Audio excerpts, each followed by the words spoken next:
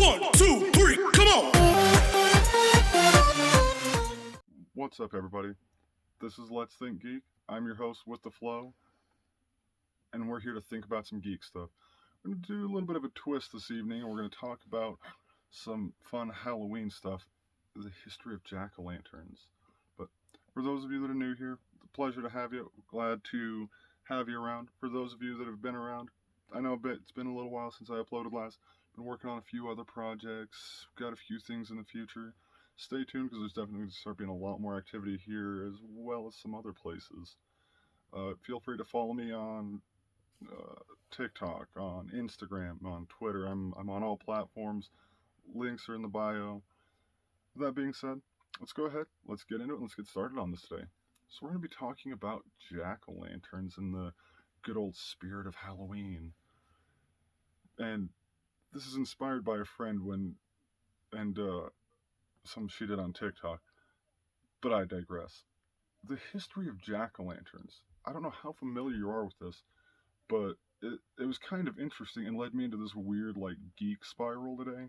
So let's kind of get into this a bit, and I'll explain the story. We got our boy Jack. He's an Irish dude. And Jack was known for being kind of a riffraff, a hooligan. He drank too much, partied too much, was kind of a trickster and a cheat, liar, scam artist type dude. Cool. So Jack puts out effectively that he wants to get at the devil to try to prove that he's that slick. So starts kind of shit talking the devil around town, which leads people to, oh, Jack thinks he can take on the devil. The devil catches wind of this and is like, I'm going to steal your soul. I'm going to snatch it right out of you. I've got you. So he rolls up and finds Jack drunkenly stumbling around and is like, let's go. You're going to hell. You run that mouth too much. Jack convinces the devil to take him to a bar and let him get a few drinks before he goes. Devil figuring, got him anyway, so let's do it. You go, have a few drinks, and Jack looks at this dude and is like, alright, Satan, you got the tab, right? The audacity, but I mean, alright. Satan decides to turn himself into a coin so that Jack can pay for the drinks. And when he does that, Jack snatches that up, throws it in his pocket under his crucifix, and traps the devil. Nice play. Okay. The devil agrees to make a deal with him to get out of his pocket because who wants to live in a pocket like that? Jack agrees and gets the devil to agree to let him out as long as the devil won't take his soul for 10 years and won't harass him for 10 years. Devil makes the deal. They go their separate ways. Okay, that's slick. Okay. 10 years go by and Satan's he's been planning that. He's ready. And so, minute the clock expires, he's there to grab Jack. And Jack, fair is fair, it's been 10 years. I'm hungry though, so could I at least have a snack before, we go to hell? Not fair to die on an empty stomach. So what does Satan do? He jumps up this apple tree, trying to grab homeboy a couple apples so he can take him to hell finally, cash in on this sweet deal and 10 years of revenge. And Jack traps him in a tree by throwing crucifixes at the ground beneath it.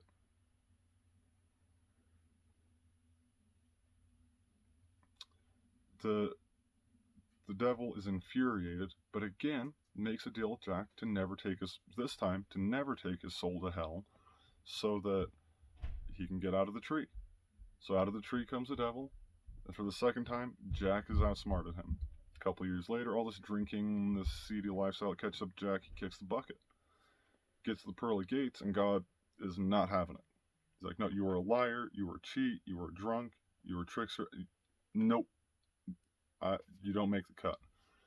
So, he gets sent to hell, and Satan won't let him in, because their deal was he could never take a soul, and Satan decided in his own malicious compliance to honor that deal.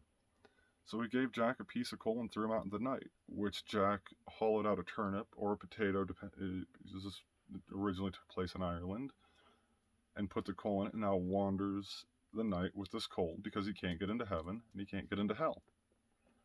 And the tradition came to carve turnips or potatoes and put candles in them to ward off Jack and his deceitful trickster ways. Okay, now I'm a bit of an overthinker. What is with the power scaling in this story?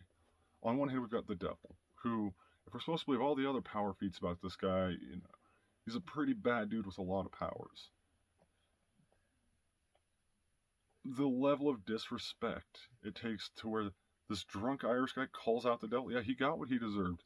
You didn't outright disrespect a character that's supposed to be that strong. But then it raises the question: is Satan really that strong? If something as simple as a cloth bag and a crucifix, whoosh, at this point, he's starting to see more like a C, D tier DC Marvel villain. Nightwing would roll him up in a couple of seconds at this rate. God help Satan if he ever came up against Batman, at least in this iteration of Satan. And it had me thinking, like, what in the world? Like I said, it was an overthinking situation. It's really more of a silly kind of rant, but this guy went out of his way to trick the devil once, and that wasn't good enough for me. I had to do it again. I kind of get the second play, but at the same time, why would you, like, yeah. So that's the history of jack-o'-lanterns, and it had me kind of pondering that kind of silly conundrum of, we see, this theme of Satan being this all-powerful kind of evil, the ultimate evil force throughout various religions and stories and continuities. I mean, even in comics, Satan does make literal appearances as death, so we can get into some more of that later.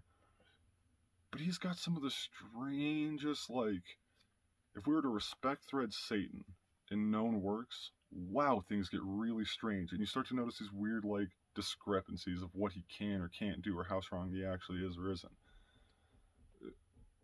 And it got me thinking, we have the song "The Devil Went Down to Georgia," which is that same concept.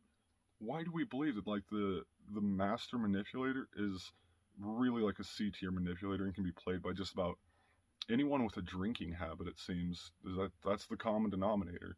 If you're mildly drunk, you'll probably be able to outthink Satan, which, again, begs the question: how strong is this dude really? If that's all it takes, keep a buzz going, you good? Can't get you. So, yeah, that's my fun little jack-o'-lantern Halloween rant. Thanks for sticking around to the end. I hope you enjoyed it. I hope it was a fun time. It's a fun story. It's a good time, and I like to overthink things like that. I like to wonder, to start comparing, and it is kind of that universal thing that the devil can be beat, which there's some interesting philosophy in that in and of itself, that even, like, the ultimate evil can be deceived and can be beat or can be manipulated in this way or that way. So, yeah, fun stuff. It was a good time. Been joking way too much about this with people today, and I thought I'd make a nice little video out of it. Check in with you guys, see how everyone's doing.